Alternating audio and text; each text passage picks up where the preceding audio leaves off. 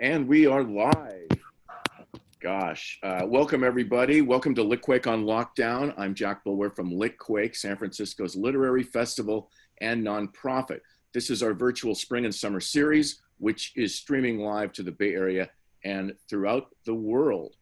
We created these programs to highlight those authors who aren't getting the opportunity to do an actual book tour this year. Our complete lockdown schedule is at litquake.org. We have one more week. A couple more events next week.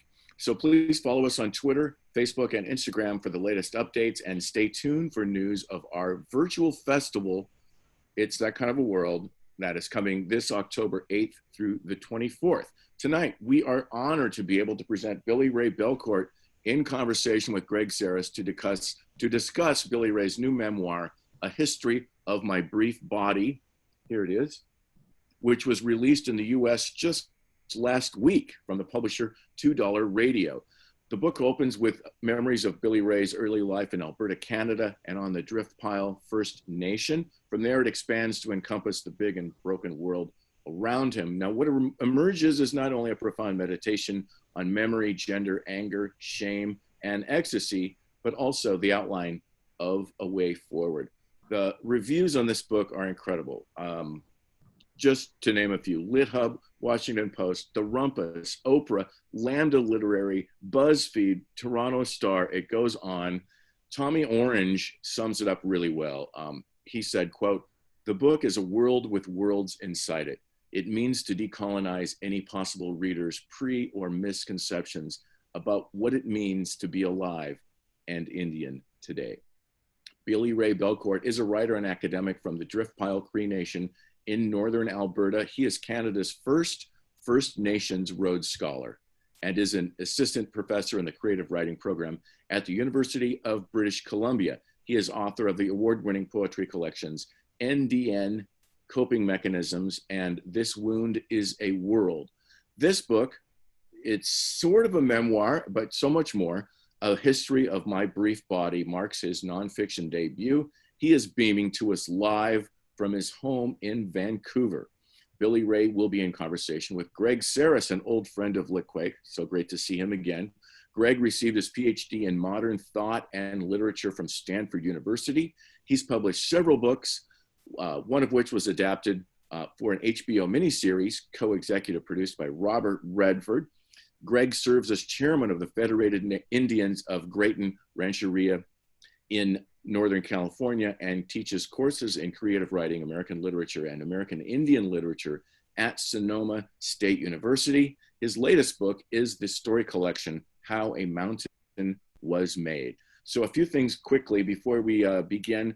Please feel free to ask the participants a question. You can use the Q&A feature at the bottom of your screen. You can also support the participants today by visiting your favorite independent online bookstore and purchasing their books. That is why they write them.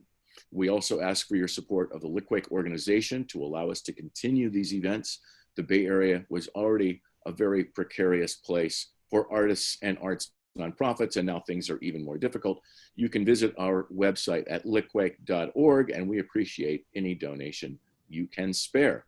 So let's get on with the show. Please welcome Billy Ray and Greg.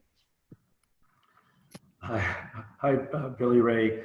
Listen, Billy, first off, thank you so much. As an older gay Indian man who had to crawl through so much of what you cut open, thank you. And thank you for the generations to come for thinking through so much of what you've thought through in this book for all of us. But I think a lot of people, first off, are going to want to hear some of what you've written. So I think just to start, why don't we give the audience, would you be happy to read a small portion, a small portion to read for us? And then we'll start talking about that, whatever else. Cool, can do, thank you. So I thought I'd read from the essay Fragments from a Half Existence. So I'm going to begin towards the end. Cultural theorist Cyan Nye defines sublimity as an experience of boredom that is overwhelming, excessive, against calm. Sometimes I'm so bored with my puny life that it feels as though the roof above me is going to cave in. When not distracted by the noise of the social, life looms over me like a single rain cloud. Perhaps my next book will be about the fury that NDN sublimate to go about being in a world we didn't want, a line of inquiry that repeats in almost all my writing. My book would be a speech act unto itself in that it would unleash that fury onto the page. It wouldn't, however, help people live better, and because of this, it would be a failed text. Han Kang wrote a book called The White Book, translated from the Korean by Deborah Smith, that likely does help people live better. She's unflinching in her exploration of what it is to grow up inside a story of grief, of what it is to live in a place without boundedness where old memories materialize en masse. In a section called Lace Curtain, she meditates on what a freshly laundered bed linen can come to connote. She writes, "You are a noble person. Your sleep is clean, and the fact of your living is nothing to be ashamed of." Although it's beautifully rendered, I would want to turn this observation inside out, for I'm prone to spoiling even well-nourished words. The governing thesis of my book would be that we aren't noble people, and therefore the fact of our living is something to be ashamed of.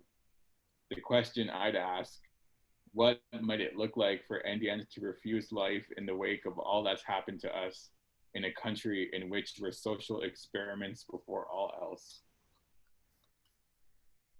If I try to compose anything but sad poems, I fear it'll be akin to a widower trying to convince others that he has found happiness again by wearing a t-shirt that says happiness. Why poetry? It allows for a romance of the negative that doesn't foreclose the possibility of a non-cruel kind of optimism.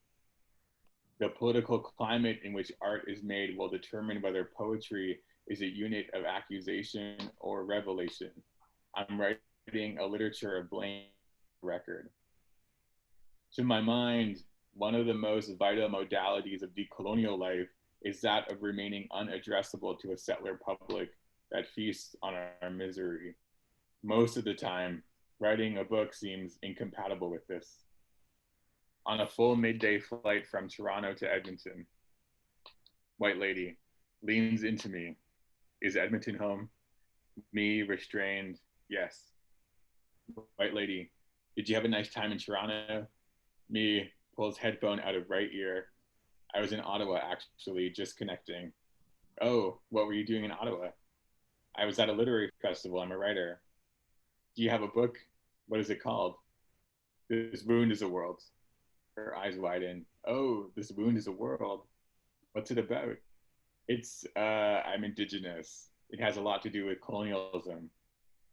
I teach therapists at the University of, and recently a number of elders helped me really rethink how trauma affects Indigenous peoples. Trauma isn't something you acquire.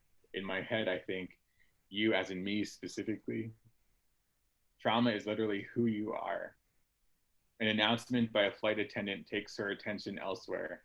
Later, over Winnipeg, she asks if she can purchase food for me. Encounters of this sort are like a leg stuck out in front of you. You self-interrogate, are made to suspend yourself in an existential limbo. There's the material you in the airplane who is called into an openness you have no power over. Then the abstract you, the white woman, conjures from a bank of public ideas that are injurious. What's more, a third you exists, the lyric you, he who observes, keeps watch, analyzes from afar, takes in data, then writes from a distance. In the end, all that matters is that all of you are bruised. The end condition, being in but not held by the present, belonging to a past that endures and a future that moves backward. The problem is that the present is in the air, is now, which is always an empty hand opening and closing inside us like a heartbeat. I think I can stop there. So much just there, Billy Ray. You know, for so many of us, the word trauma is a world, trauma is our lives. But you do a wonderful job of ultimately wanting to write about love and caring as an antidote to trauma, and the motivation for wanting to do something against the trauma, or to break the cycle of trauma within us as individuals and simultaneously in our communities. You write, love is a proposition to nest in the unrepayable and everlasting debt of care that stands in opposition to the careless and transactional practices of state power that mire the lives of Indians and other minoritized populations. And again, do you want to talk a little bit about that? You're working towards it. Maybe first you should explain to some of the audience the use of the term Indian, NDN. I know that among the younger folks in both sides of the border, our younger folks are using that term just as the younger Latin folks are using Latinx. And there's so much discussion here. I'm constantly asked, do you call yourself Native American, American Indian, Indian, Indigenous? What do you call yourself? They want the politically correct. Why do you choose to use NDN, Indian? Right. So this term resonated with me because of its double valence. So it's an acronym that I've seen used to mean not dead native. So there's something about the refusal to succumb to colonial violence that is interesting there. And secondly, it's more popularly and prominently used as internet shorthands that, so we can talk about ourselves on the internet, on Twitter, on Instagram, Facebook, etc. And there's something there about its unofficial nature that appeals to me because, as you know, we as Native people, what we've been authorized to call ourselves has often come from, institutions, politicians of all kinds. And so NDN allows us to talk to one another without having, to go through the language of the state. All right. I love the not dead native. All right, so let's go back to love and maybe to focus your mission, because you're really talking about intersectionality here of race and sexual orientation, of race, the queer nation, transphobia nation, and the intersection of those things, the intersection making them inseparable. So do you want to talk a little bit about the importance of interrogating those categories and those things that frame us and kill us, and from which we can find ways to understand ourselves and define ourselves? Really. So I think, even as recently as a few years ago, I was feeling frustrated with the fact that so much mainstream discourse about Native people was single issue. So what was being talked about was race, and then gender, sexual orientation, class. These were all, falling out of view. And I thought, well, this incredibly obscures or delimits the kinds of political theories that we can imagine as Native people. And all the kinds of violence that we want to refuse and the kinds of worlds we want to build aren't possible with this single issue focus on race. And so, I learned from Black feminists, Indigenous feminists, Sudhir Hartman, Christina Sharp, Leanne Batashmasak-Simpson, all these folks for whom the locus of political agency, of decolonization, is precisely, as you say, where these categories intersect, where they meet. And I always think that if, our whatever you want to call them, political theories or, social justice frameworks, I think they should begin with the triply marginalized, the doubly and triply marginalized. And that, those folks often have the most robust, most encompassing, visions of change. and the, you know, their activism and organizing, you know, is for the betterment of all.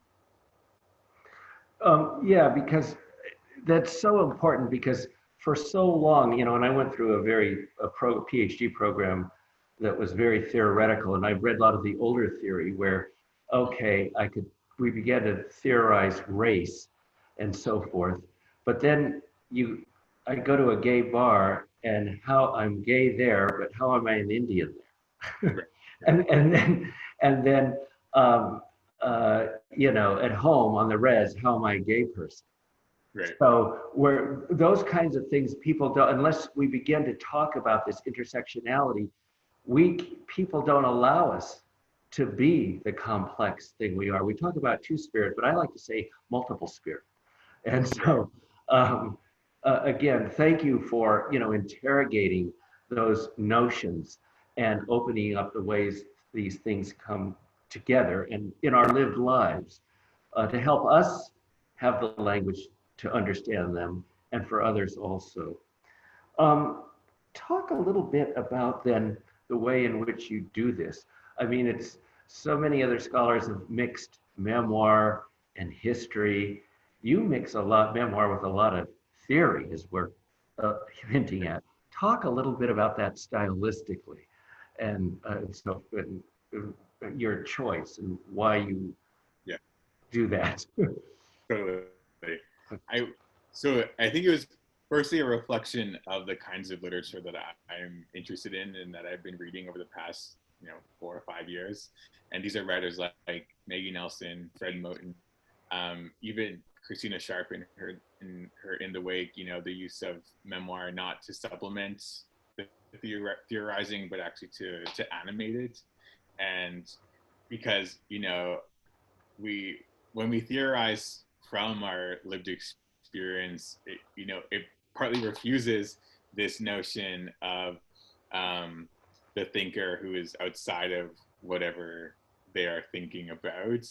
And so, you know, to begin from that epistemological standpoint was important to me. I think also Diane Million's work of, you know, her theories of felt knowledge and how Native writers have this profound literature of experience, is what she calls it. And, you know, for decades now, Indigenous writers have been writing work that, you know, has this autobiographical impulse, you know, precisely because the conceptual can't be severed from, you know, from lived life. And this is also, you know, partly out of happenstance, perhaps, and like unknowable, you know, or difficult to know intersecting factors. But, you know, this is the language I have at, you know, as I was writing the book, and the language I continue to have, the language of theory. And I think it's also important that, you know, and I gesture to this too in one of the essays in the book about how Indigenous writing isn't actually allowed the kind of like intellectual sophistication, or isn't allowed to be seen as such in mainstream discourse. And so, you know, what does it mean then to write a book about, you know, from a queer Native experience that is, you know, theoretically charged and that isn't simplistic or easily digestible. And so I'm interested in these questions, and so my writing reflects that interest.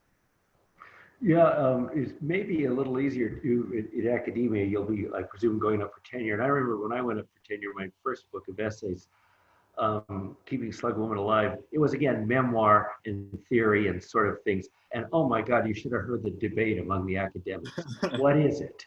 Is it storytelling? Is it poetry? Is it theory? He's mixed up. He doesn't know what he's doing. But the form itself challenges the reader just in terms of the categories and the ways we're thinking about those categories, right? Totally. And I think,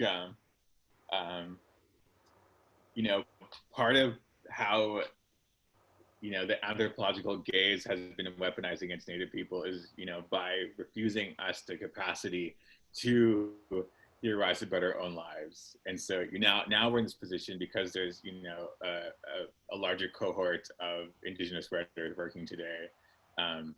We have the opportunity now to rebelliously subvert that gaze, or to use it against itself, and to show, what has fallen out of view because we haven't, been able to operationalize our own aesthetics and our own, ways of thinking and writing and philosophizing. The other thing too is that really, I think, threatens a lot of the academic establishment. It threatens many people because, again, what we're doing on their terms is defining ourselves. And as a people, we have not been able, or supposedly had the means to understand ourselves, particularly Indian people and gay people. The anthropologists and other psychologists look at us and tell us what we do, but we don't know what we do, right? Totally. So all of a sudden, the native has the pen, and boy, we're going to use it. So, and the pen is the power. One of the things too, Billy Ray, that I find is that, your book isn't just for those of us who are doubly, triply, quadruply marginalized, but for many others, it's for straight men, particularly Indian men. You talk about Indian boys become angry men in two ways: imprisoning and riotous at once, which makes me think of my father. And then the other is the slow injunction on happiness and possibility. Mm-hmm. And again, you look at the ways in which straight men themselves have been positioned in expectations, all tied, I would argue, to colonization and Christianity, positioning us in certain ways and emasculating the man in certain ways, limiting how we can think about ourselves in certain ways. And so I want to, quickly just tell you a story here that I think will illustrate so clearly that what happened. We saw that in the journals of the mission right here in Santa Clara, in south of San Francisco, the Franciscan Padre, they kept good journals about everything we did. And they saw two guys went into a hut, as they called it, and didn't come out for 2 hours. And the Padre went and looked and saw them getting it on, having a great time. And the punishment was to hang them by their fingers if people did the wrong things. And the one Indian person who could speak a little Spanish said, "But he's my mate. He's my mate. It's okay." Of course, he couldn't understand that we had that fluidity in terms of marriage and partnership. And they hung them by their fingers. Ironically, the next morning, he watched women come out of the river bathing, and he noticed one of the women had male genitalia. And his read on that was that the guy was dressing up as a woman so he could look at other women naked. I mean, really out of it. So again, that just shows, where we were and what we've had to deal with. Let's talk about sex, gay male sex and love. You really talk a lot and candidly and greatly about everything from Grindr and all that sort of thing. And again, with so much with gay people, Indian and not men, we've learned that we can't have sex with that which we love. We learn to bifurcate those two things early on. So our early sexual experiences aren't meant to love, but to hide. And then we eroticize the dark places and the dark people and the oppressor, for that matter, cops and so forth. Talk about that. You deconstruct that beautifully in your book. Right.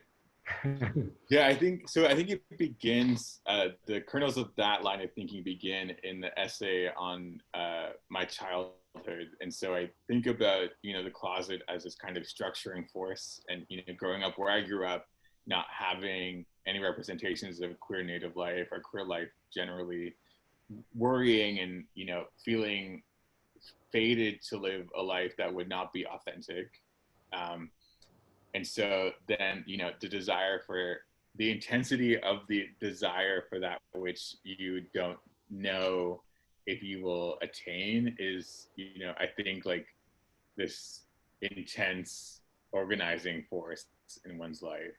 And I think a lot of, queer people of color experience that. and then that, you know, ripples out into one's adulthood. And then I felt like, as I illuminate in other essays, you know, I felt like my encounters with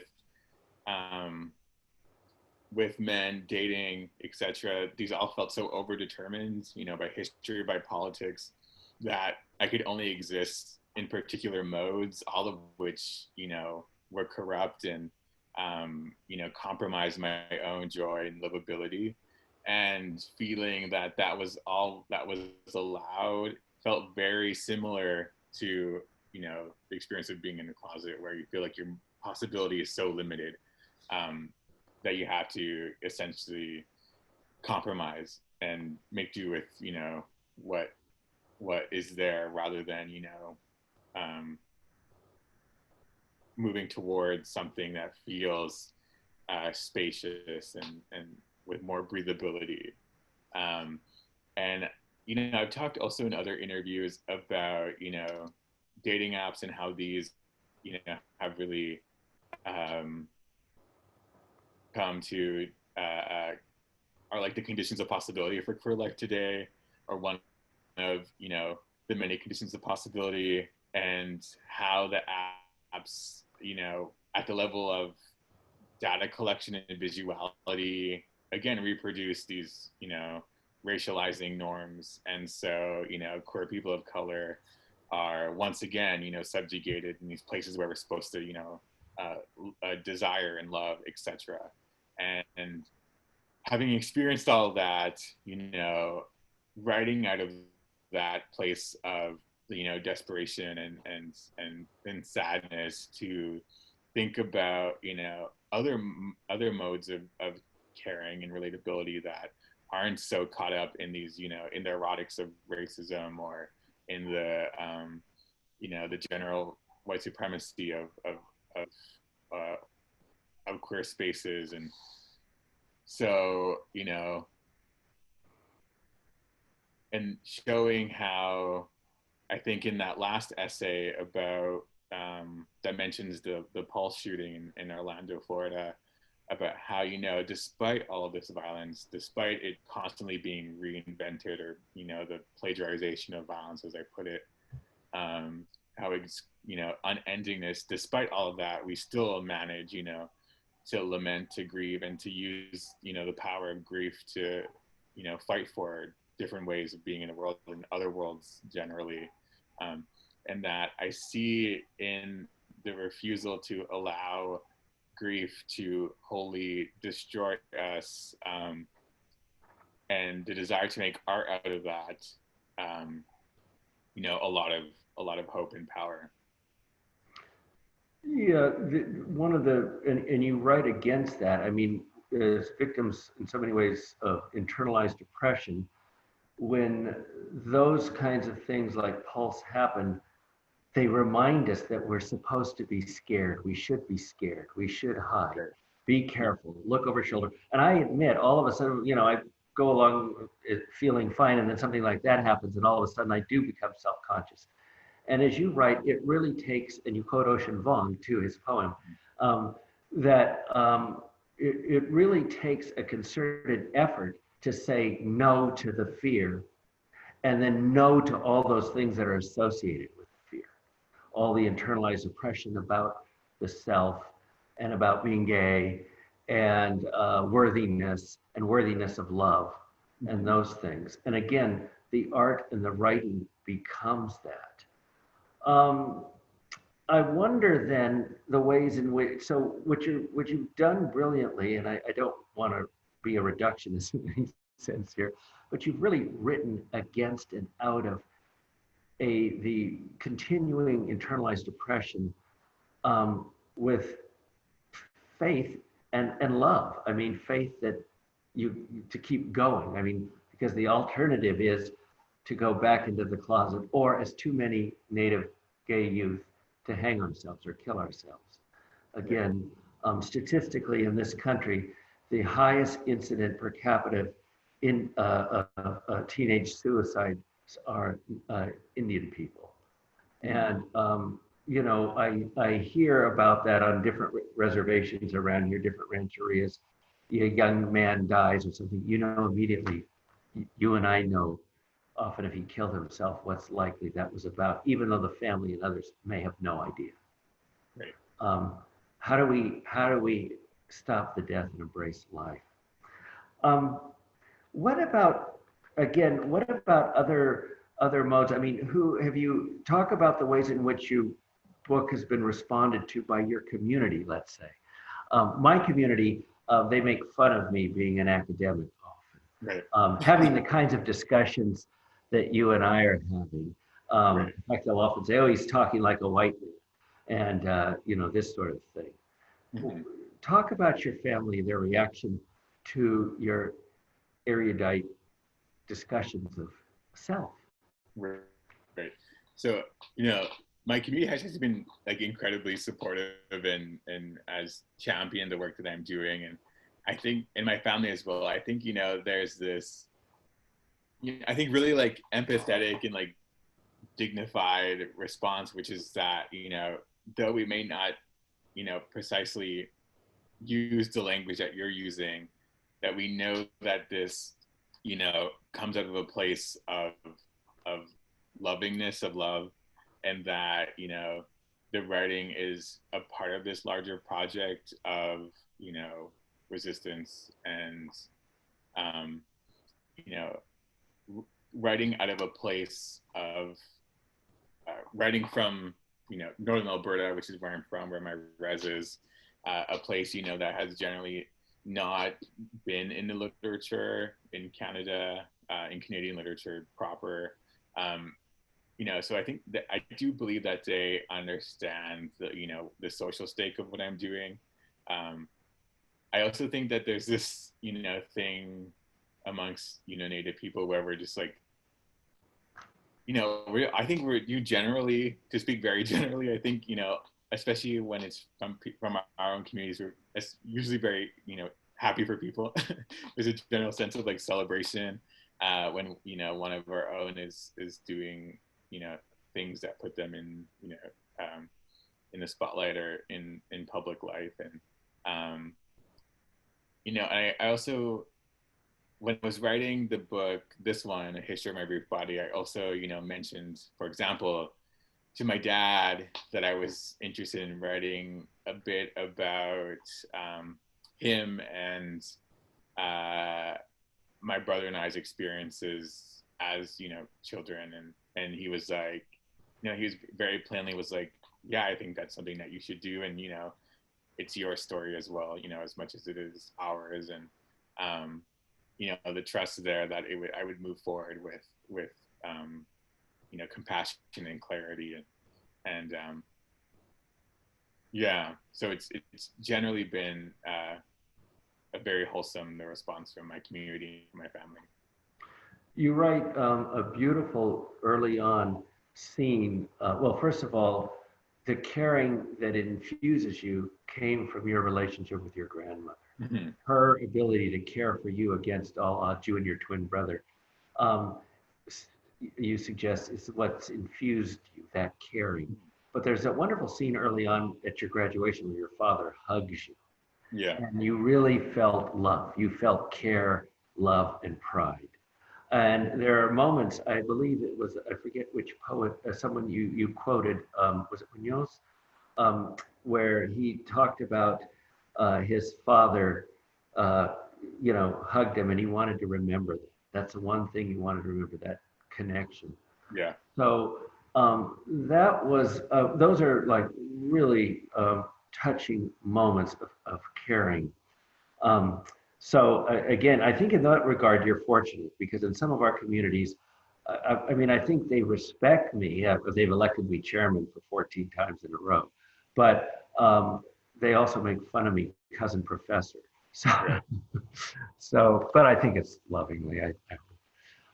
Maybe it's time. I'd like to hear if other people have questions or thoughts they'd like to ask Billy Ray. I do not see anything in the Q&A, the chat function. Oh, maybe they didn't feel invited yet. Now they're invited. Totally, please. And Well, you know what? While we're waiting, maybe you could talk a little bit about you know, your poetry is wonderful. And one of the things you really take on those who refer to our work, our poetry and so forth as simple. So do you want to talk a little bit about, because my God, I don't think anybody could talk about this book as quote unquote simple. They would like to talk about your poetry, but they didn't understand the complexity of the poetry. Do you want to talk a little bit about, first of all, your poetry, and then about the transition from poetry to memoir/essay writing? Totally. So my first book, This Wound is a World, came out in 2017. And that book I wrote, I've said, you know, previously that book I wrote out of desperation. And there was a kind of, you know, like an intensity and immediacy to the writing, you know, because it was at this time in my early 20s, when I was experiencing all the things that I've now written with more clarity about in the memoir. You know, doing that work of consciousness raising and self-fabrication and to, you know, the poems were, you know, how I kept myself afloat in the midst of all of that.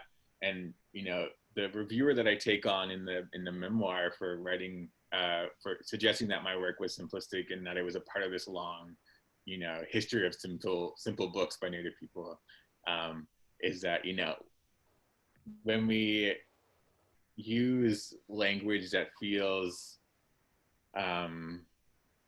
you know, conversational or, you know, like unadorned or whatever, that there's the presumption that it comes from a place, you know, that, you know, isn't as intellectually acute as, you know, academia or even just like general reportage. And so I was frustrated with that. And you know, I think honestly, part of the work that follows is a reaction to that, and you know, wanting to write a complex body of work, and you know, wanting to show how, you know, in singular Native life could be so impacted by, you know, theorists from all different disciplines.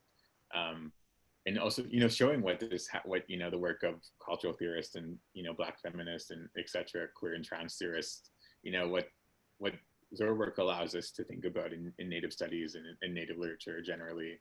And, you know, the poetry was always very memoiristic, so it felt, you know, easy to, you know, to move on to nonfiction. And then, you know, there's a number of essays in the memoir that are poetic as well. So there was always this interplay between the poetic and the theoretical, you know, that allowed for something that, you know, was greater than either of those individual things. Okay, someone asked, there's a question. Yes, there's a question. It says, what other things are you working on? What other works are you working on? So I'm currently working on what I believe will be a novel about Northern Alberta, and it's sort of, I you know, when talking to my partner about the book, I've sometimes referred to the protagonist as, you know, me, but really it's a sort of like alternate version of me, someone who doesn't complete graduate studies and who decides instead to write a novel, and who, you know, wants to assemble a chorus of voices from where he grew up, Northern Alberta, because, you know, as I gestured to earlier, there's so little in literature from that place. And, you know, I think that, and it was also out of this like ongoing struggle to write a novel, because I just couldn't get the right subject matter, the right footing in terms of subject matter. And I figured that if I was going to write a novel, that it would have to be about Northern Alberta. And, you know, if I could speak with any sort of emotional authenticity about any place, that was the only place I could. And so that's where I'm headed with that project. Back, I guess, until, do we have another question? No, that's the same one. Okay. I'm following this really right. Back to the thing that you talked about the poetry, and I remember one of the things you wrote about, where you mentioned, is that perhaps it was in reference to the first book of poetry, you had, after readings, people come up to you and say, "Oh, please don't kill yourself." So they probably translated that angst as something that you couldn't transcend. Totally. And the rest of your work has been about transcending that Totally. angst. Totally. And the culture has, empowered them to assume that, Native folks experiencing any kinds of oppression are going to be, swallowed up by it. That, especially in Canada, I think for a long time, the primary ways that Native people could be understood was through this grammar deficiency and disrepair. And, we weren't allowed to be resistant and subversive and joyous. And so, yeah, a lot of the impulse to write, is to highlight that, those practices of resistance and subversion and joyousness, because, they're so easily, disappeared or disavowed. And I want to write, from a place of joy and celebration of Native life. Yeah, I think the better word here might have been, I said transcended. I would like to say endured and prevailed. Right. Totally. More accurate. Totally. We have another question here. So let's see what that is. I've been concerned, Nancy, I've been concerned and surprised that in this BLM civil rights arousal, there has not been more inclusion of Indigenous abuse in the discussion of USA dominant white abusive system of the USA. Ending to last statement, would you be willing to respond? Well, I can say a couple of things. The first is that it's important not to react in a way that tries to divert attention away from, what Black Lives Matter is doing, what the struggle, for Black life and against anti-Blackness is doing. And, that work is incredibly pivotal. And I don't think that it in any way, distracts from or is,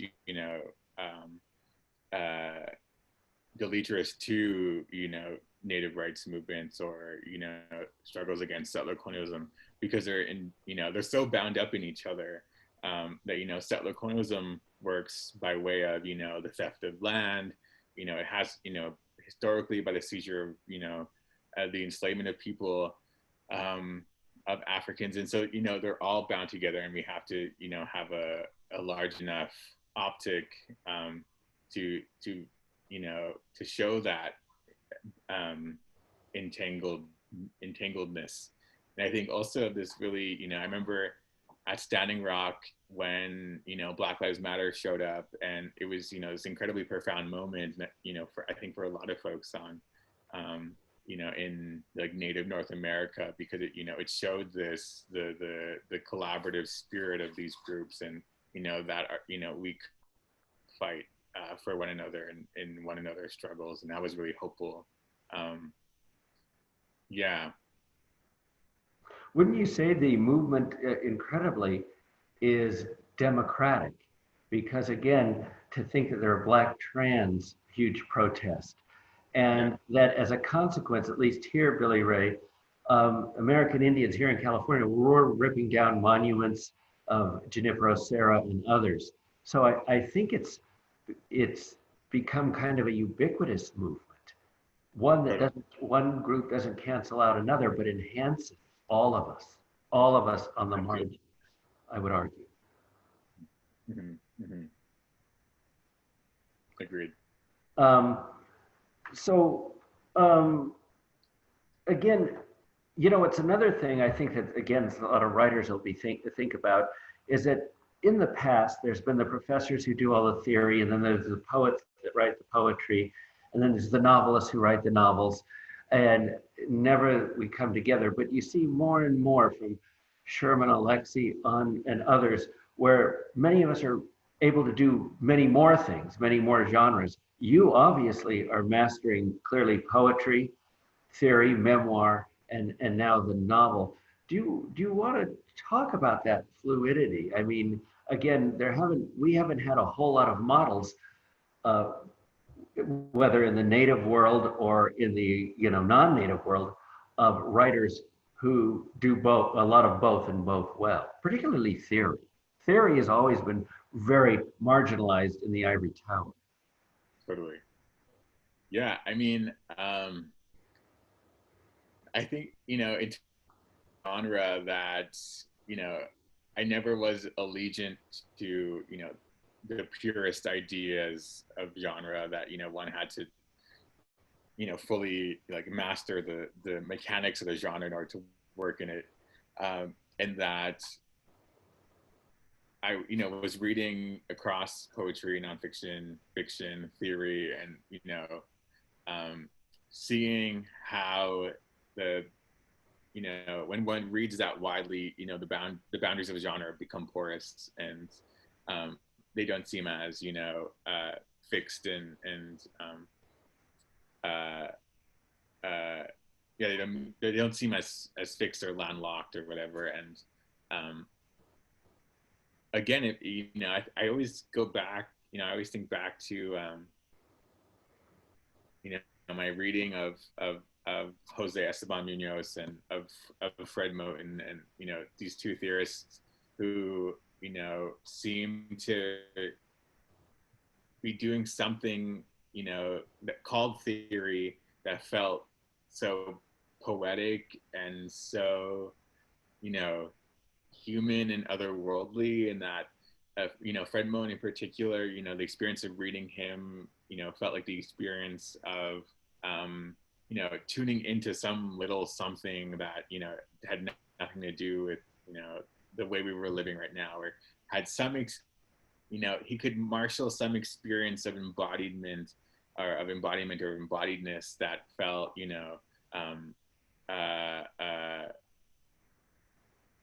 against the present, that it was against all the brutality of the present. And I just was so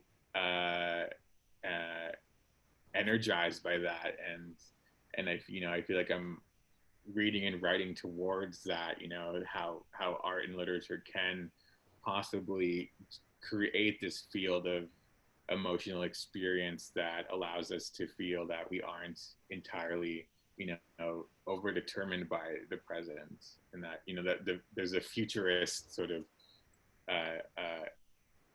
power there, energy that I'm very allegiant to. Yes, it's pretty amazing to write your indigenous experience and then quote Judith Butler. That's a feat. Right. There's another question here, and a good one. What is your advice to young Indian writers? Do you mentor any? Mm-hmm. I think, I sort of, so publishes when I'm 22, and part of how it comes into national, consciousness is because of the work of, or the voices of other Indigenous writers. So I'm thinking of Tracy Lindbergh, who wrote this, incredibly important, powerful novel called Birdie. How when she was being interviewed, that she would often mention people like me and other, emerging Indigenous writers. Simply just, gesturing to us was, such a powerful thing for, that someone could, use their platform to direct attention elsewhere. And I think for young Indigenous writers, my advice would probably be specific to Canada, because I'm not, I don't know how publishing works in the US, and the status of Indigenous representation in the US. So I do pay attention, but in Canada, I think that now there are a number of opportunities to work with Indigenous writers, to submit to journals that are specifically for Indigenous writing, or that have special issues, devoted to Indigenous writing. There, we're seeing Indigenous writers being appointed to boards. I'm on one called the Fiddlehead in Atlantic Canada. There's, other folks across the country, and this is really exciting to me. There's also a lot of Native profs, or a number of Native profs in MFA programs. I'm, in the one at UBC. There's Jordan Abel and Marilyn Dumont at University of Alberta. there's a number at U of Saskatchewan. So yeah, we're visible in institutions. This is new, I think, in Canada, but also, and perhaps more importantly, there are opportunities for writing in organizations, that do have a more of a social justice mandate. I'm thinking of, there's this one group in Edmonton that perhaps is not operative anymore, or, is differently operative because of the pandemic, that, brought folks from the university into, inner city spaces. And there was a sort of collaborative writing that happened there. I believe it's called a Writing in Place collective. And, there was some really powerful zines and whatnot created of that. And so I think, finding places that are by and for Indigenous writers, Indigenous people. When I first started submitting poetry, I only submitted to places where, I knew there was either an Indigenous editor on board, or it was a special issue for Indigenous and or queer writers, because, I knew that I needed that context, that, experiential political context, because, of how long Native writing had been and continues to be marginalized in this country. So I think there's a sort of judiciousness that one needs to practice, because, it's, other Indigenous writers who are going to give you the care that will lift you up as an emerging Native writer. Billy Ray, thank you. We're getting close to the end of the hour. Would you be kind enough to close us out with another read a portion so we could hear you again read your work? You pick, and as the moderator said here, Jack, we could go over a little bit, so don't worry about an alarm going off or getting yanked off the screen here. Totally. Okay. How about, let me read from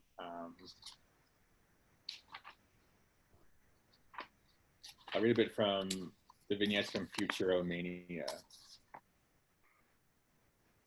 Body of knowledge, not one of chemical compounds, which is to say, it is the fate of Indians to live as ideas do.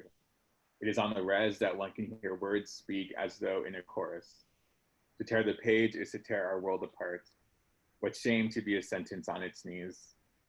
The day I obtained my driver's license, I followed a cumulus cloud through a maze of dirt roads until it evaporated. 40 minutes, that was all it took. I bore witness. No one asked this of me, but I wanted to keep watch of the dying everywhere, so I could figure out how to care for a bleeding sentence.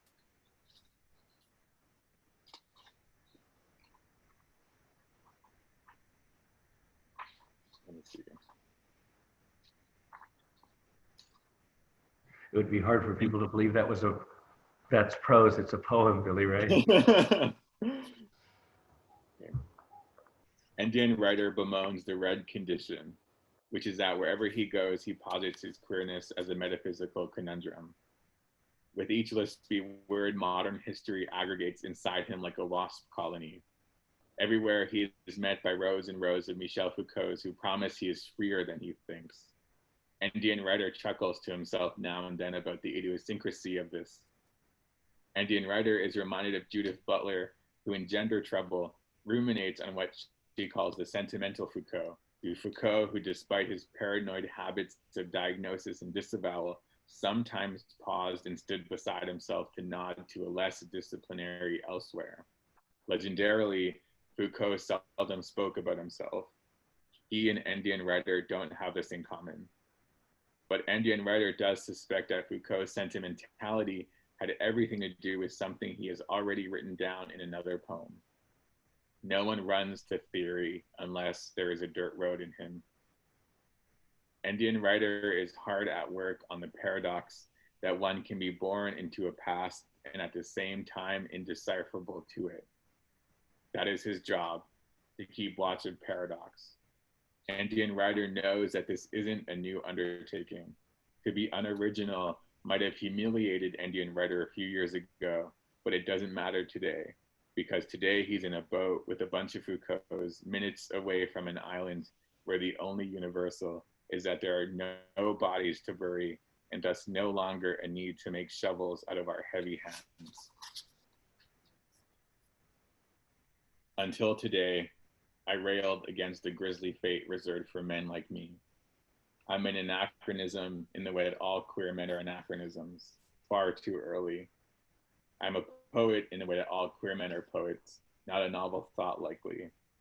Ours is the audacity of begging for what Maggie Nelson calls a compassionate wilderness. Jose Esteban Munoz says, the queer citizen subject labors to live in a present that is calibrated to sacrifice our liveness. I don't need a record of my here-ness. What I do need is to take ecstasy with Jose Esteban Munoz. Paradise is wherever he is. Until then, I will try to be a pretty wound at least once. Confession, I'm not yet comfortable taking my shirt off in a poem. Subjectivity abuses, subjectivity rescues. Men shoved my head into the clouds. I missed so much. There is humiliation in this dystopia too.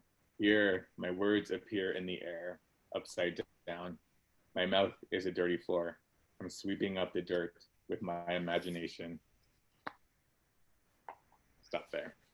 Billy Ray, in my language, Yahweh, thank you. Thank you for all you're done and doing. Stay in touch and keep writing, brother. Thank you. Thank you. Fantastic. Thank you so much to both Billy Ray and Greg. Don't forget to buy Billy Ray's book at your favorite online bookstore or bookshop.org. Thank you again, both of you. This has been a very stimulating conversation. It's already archived on the Litquake Facebook page. People can go revisit it at their leisure, and we'll also put it out on our podcast at some point soon. So thanks again for watching, and thank you both for the conversation, and we'll see you soon.